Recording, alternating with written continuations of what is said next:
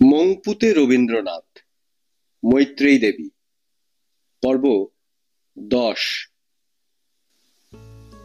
একদিন সন্ধেবেলা প্রবল ঝড় উঠেছে। বাইরে বন্য বনস্পতিদের তাণ্ডব নৃত্য চলেছে।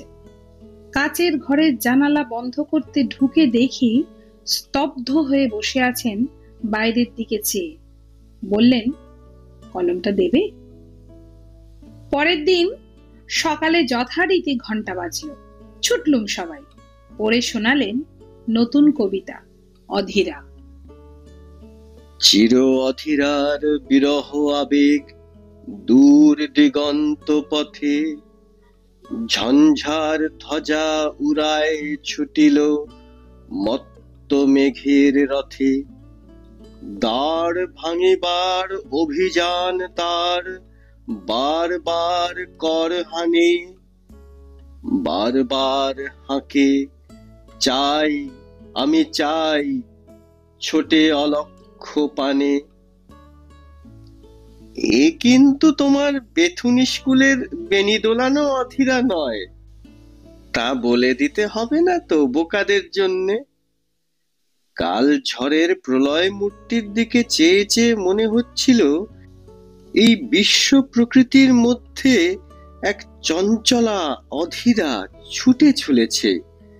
সে বন্ধন মানে না, সে দুর্বার, মানে না শাস্ত্র, জানে না শঙ্কা, নাই দুর্বল মোহ। প্রভু শাপ পরে হানে অভিশাপ, দুর্বার বিদ্রোহ। সে বিদ্রোহিনী, তাপসের তপ করে না মান্য, ভাঙে সে মুনির মৌন। মৃত্যুরে দেয় টিটকারি তার হাস্যে, মঞ্জিরে বাজে যে ছন্দ তার লাস্যে। সে নহে মন্দাক্রান্তা, প্রদীপ লুকায়ে শঙ্কিত পায়ে, চলে না কোমল কান্তা। সেই সমস্ত সংকোচ আবরণহীন একটা সত্য মূর্তি প্রকৃতির আছে। সে চঞ্চলা, অধীরা, সৃষ্টির বেদনা বহন করে অনাদিকাল থেকে ছুটে আসছে। সে আসছে নীলাজ ক্ষুধায় অগ্নি বরসে, নিঃসংকোচ আঁখি, ঝড়ের বাতাসে অবগুণ্ঠন, উদ্দিন থাকি থাকি। সেদিন হঠাৎ সাঁতারু প্রফুল্ল ঘোষ মশাই এসে উপস্থিত। বিদেশে যাবেন, তাই গুরুদেবকে প্রণাম করতে এসেছেন। আমাকে ডেকে বললেন, ইনি একটু পরেই চলে যাবেন, এর খাওয়া দাওয়ার বন্দোবস্ত করে দাও। মিনিট 5 পরে বনমালী এলো। দিদিমণি, বাবা মশাই বলছেন যে বাবু এসেছেন তার খাওয়ার ব্যবস্থা করতে। তার অল্প একটু পরেই চিত্রিতা এলো সেই সংবাদ নিয়ে। আরে থাম, লুচি ভাজা হবে তবে তো, এখনো ঢের সময় আছে ট্রেনের। তা কি করব, ওদিক দিয়ে তো চলাফেরা বন্ধ হলো। উনি ভীষণ ব্যস্ত হয়ে উঠেছেন। যাকে দেখছেন বলছেন এর চায়ের ব্যবস্থা হলো। ওর ভয় হয়েছে অতিথির যথোপযুক্ত যত্ন হবে কিনা।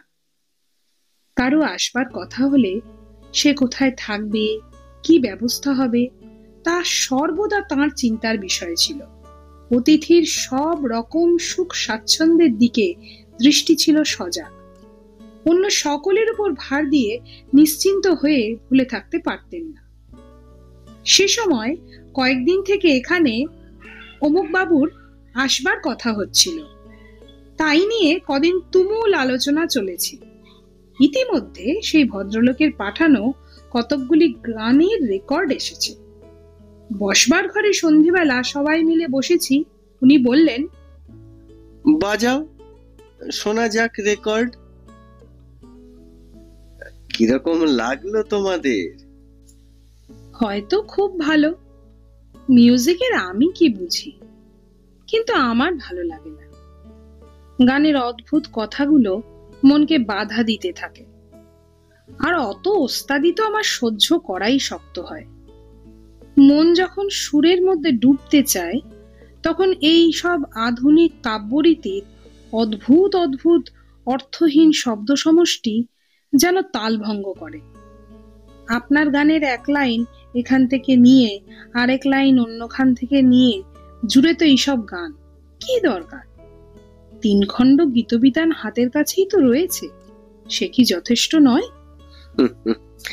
আমারও কতকটা তাই মত। আমারও ভালো লাগে না। গানেরও একটা কথা থাকা চাই বই কি।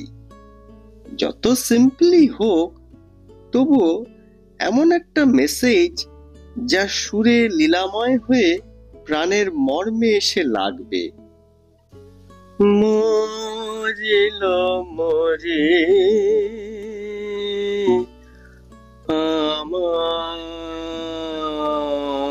আমায়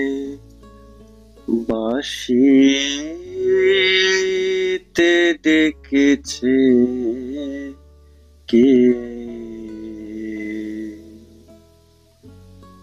সেদিন গলা ভালোই ছিল, সম্পূর্ণটা গাইলেন। ভেবেছিলেম ঘরে রব,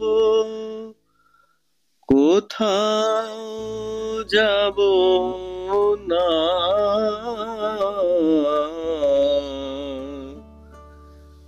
ভেবেছিলেম ঘরে রব, কোথাও যাব না।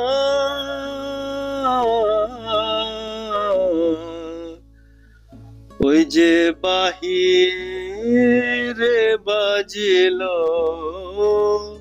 বাঁশি, বলো কি করি। ওই যে বাহিরে বাজিল বাঁশি, বলো কি করি। আমায় বাঁশিতে ডেকেছে কে। এর পরেও এই গানটা ওর মুখে আরো বহুবার শুনেছি, কিন্তু সেদিনের সুরটাই স্পষ্ট করে মনে পড়ে। কালো একটা জোব্বা পরে বসবাত ঘরের ছোট চৌকিতে বসেছিলেন। গান শুনতে শুনতে ওর দিকে চেয়ে আমাদের আশ্চর্য বোধ হচ্ছিল। পরম আশ্চর্য এই ঘটনা। উনি যে সেই রবীন্দ্রনাথ, জগতের সর্বশ্রেষ্ঠ কবি, কত সুদূরে। শিশুকাল থেকে উনি আমাদের স্বপ্নের মানুষ। তিনি যে একদিন আমাদের এই বিশ্রী রকম পরিচিত চৌকিতে বসে এই প্রত্যহের দেখা কার্পেটের উপর পা রাখবেন, তা কে মনে করতে পেরেছিল? কত দিন, কত গান শুনে, কত নিস্তব্ধ রাত্রে কবিতা পড়তে পড়তে একথা মনে করেছি। বলে আসি, তোমার বাঁশি আমার প্রাণে বেজেছে গো, আমার প্রাণে বেজেছে।